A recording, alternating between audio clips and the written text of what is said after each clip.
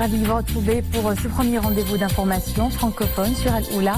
Voici les titres de l'actualité. Éliminatoire de la Coupe d'Afrique des Nations 2019, le Maroc affronte ce soir le Malawi. Les Lions de l'Atlas sont optimistes et déterminés à décrocher la victoire face aux Flammes. 8 septembre, journée mondiale de l'alphabétisation. Focus sur les efforts accomplis par le Maroc en la matière.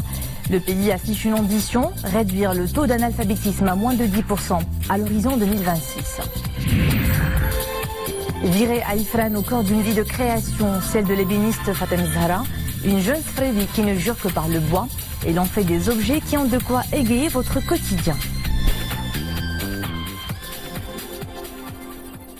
Dans exactement 2 heures, les Lions de l'Atlas affrontent leurs homologues du Malawi pour le compte de la deuxième journée des éliminatoires de la Coupe d'Afrique des Nations 2019.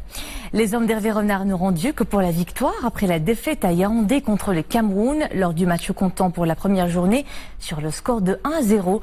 Pour défier le Malawi, le sélectionneur national compte sur la majorité des joueurs qui ont pris part au mondial russe. Mohamed Aitleshker.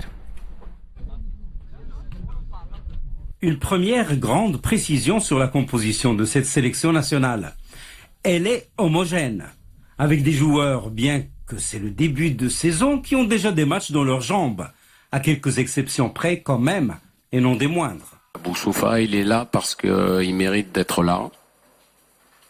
Il démarrera pas le match, bien sûr. Il n'a pas de temps de jeu, mais moi, je tenais absolument à ce qu'il soit là. Hervé Renard, le sélectionneur national, a convoqué 25 joueurs au total. Il en a retenu 18 sur la feuille de match ce soir avec des joueurs polyvalents comme Belcharki et des étoiles montantes comme Yassine Bamou. Je pense que ça va être un bon match. Il n'y a aucun match qui est facile en Afrique. Voilà, il faudra prendre ce match très au sérieux et entamer et mettre en place plutôt ce qu'a demandé le coach. Mais voilà, j'ai confiance à l'équipe, il y a des joueurs de talent et Inch'Allah, il y aura un bon résultat. Un bon résultat, c'est même crucial pour la suite de cette phase des éliminatoires de la CAN 2019 pour les Lions de l'Atlas. Rappelez-vous, au mois de juin dernier, ils avaient perdu leur premier match face au Cameroun par 0-1. Ce soir, ils doivent donc arracher les 3 points de la rencontre. Le coach demeure optimiste. Il y a un gros travail qui a été fait. On a réussi à créer un groupe qui a un état d'esprit exceptionnel. On peut y greffer quelques petites retouches, mais on ne peut pas tout bouleverser, sinon ça vaudrait dire qu'on repart de zéro. À nous de gagner ce match, c'est le plus important. Le grand absent de la rencontre de ce soir sera bien évidemment le capitaine de l'équipe nationale, Mehdi Ben Attia. Le sélectionneur national le reconnaît et il a tenu à démentir toutes les rumeurs qui ont circulé au sujet de la non-convocation de ce joueur. Entre Mehdi Benatia et moi, il n'y a bien sûr aucun problème. C'est quelqu'un que j'apprécie énormément. Quand vous êtes sélectionneur, vous appelez votre capitaine, vous lui demandez où il en est dans sa préparation. Vous savez comme moi qu'il a eu une préparation où il n'a pas tout le temps joué, bien sûr. Donc voilà, on a échangé.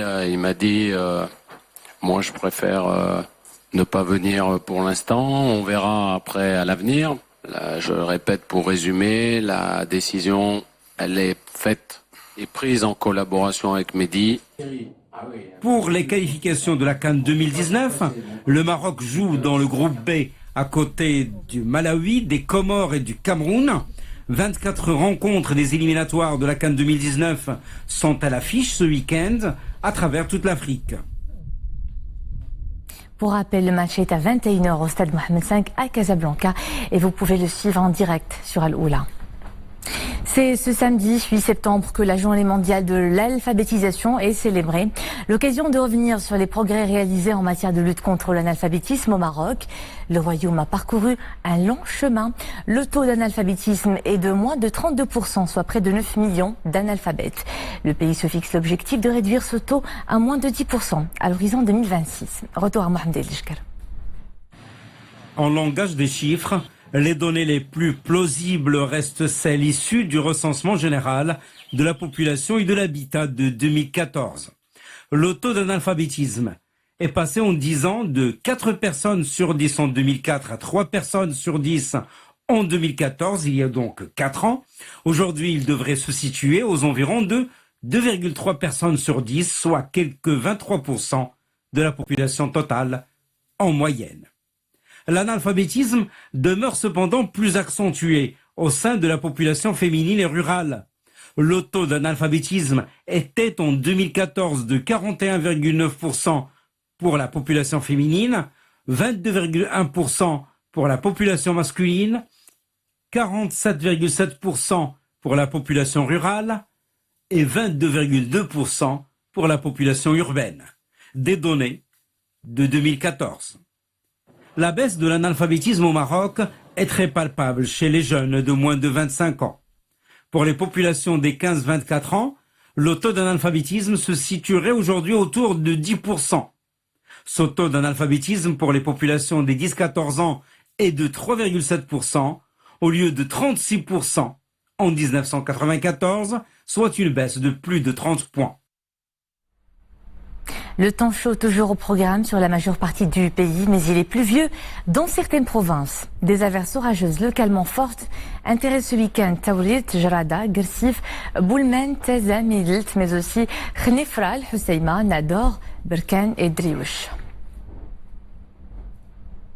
Bruxelles à présent, où le président de la commission parlementaire mixte Maroc-Union européenne, Abdelrahim Etmoun, s'est entretenu hier avec l'eurodéputée Tiziana Beghen en sa qualité de shadow rapporteur de la commission du commerce international au Parlement européen au sujet de la récente visite au Maroc de la délégation d'eurodéputés membres de cette commission.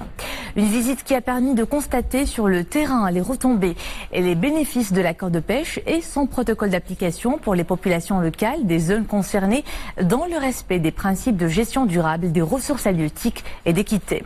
Madame Beghen s'est déclarée très optimiste de cette visite qui lui a permis de connaître les positions et les opinions des membres de divers organes élus de la région et des représentants de la société civile concernant les retombées et les bénéfices de l'accord de pêche maritime Maroc-UE pour la population locale. À l'international, l'escalade au Proche-Orient s'accentue. Un adolescent palestinien est décédé hier sous les balles de l'armée israélienne. Cette nouvelle victime porte à 174 le nombre de Gazaouis tués par des tirs israéliens depuis le 30 mars. Des affrontements ont éclaté le long de la barrière entre la bande de Gaza et Israël. Ils ont fait 45 blessés palestiniens.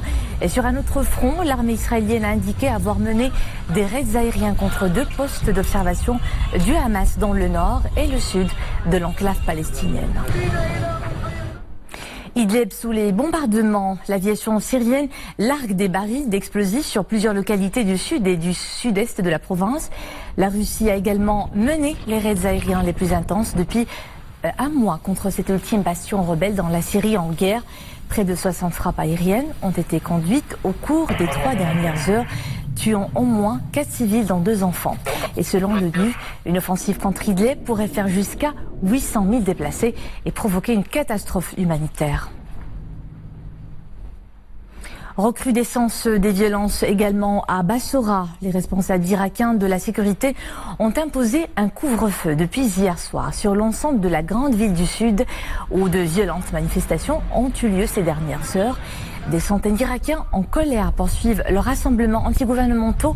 Le consulat d'Iran dans la ville irakienne a été incendié par des manifestants qui demandent au gouvernement depuis le début de la semaine d'améliorer leurs conditions de vie. 3 personnes sont mortes dans ces échauffourées, portant à 12 le bilan des décès dans les troubles. Le bilan provisoire des victimes du puissant tremblement de terre qui a provoqué des glissements de terrain dans le nord du Japon s'est élevé à 35 morts. Des dizaines de milliers de secouristes sont toujours sur le terrain, intensifiant leurs efforts pour retrouver des survivants. C'est le village d'Atsuma, niché au pied de montagne verdoyant de l'île de Hokkaido, qui a payé le plus lourd tribut à cette nouvelle catastrophe, avec la majorité des décès. 40 000 secouristes et soldats sont mobilisés au milieu des décombres, en quête du moindre souffle de vie. Une tâche compliquée par des répliques incessantes. Elle ne compte pas les heures à exercer une passion qui l'accompagne depuis son plus jeune âge. Fatem Zahra est une ébéniste douée et dévouée qui dompte la matière ou sa matière de prédilection, le bois, pour en extraire des œuvres d'art et d'autres fonctionnels. À découvrir dans cette exposition à Ifrane. Ahmed El Fadeli, Nisr El Hamdawi. Entre ses mains, cette matière noble qu'est le bois devient un objet d'art raffiné.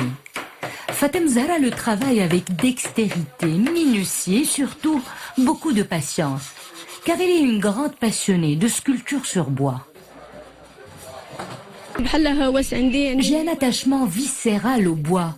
Au début, la sculpture était pour moi un loisir qui s'est transformé en métier. C'est pour cela que j'éprouve un grand plaisir à exercer ce travail. Tout a commencé pour elle par un tracé au crayon. Mais Fatem Zahra est rapidement passée du dessin à la sculpture sur bois.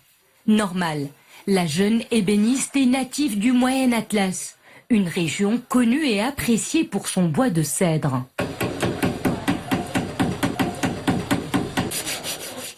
Pour exceller dans l'art de dompter le bois, Fatem Zahra a dû braver certaines difficultés.